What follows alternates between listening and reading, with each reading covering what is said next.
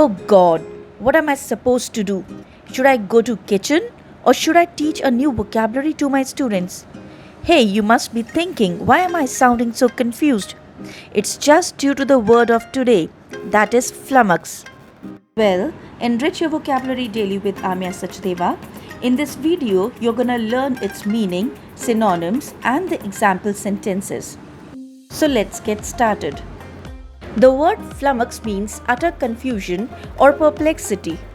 Synonyms of this word can be baffle, bewilder, confound, and nonplus. Let us now see how this word is used in different sentences. Mrs. Kipling was flummoxed by the question asked by her boss. Next, the complicated rules are likely to flummox new players. Because I didn't study well for the final exam, all the questions seemed to flummox me.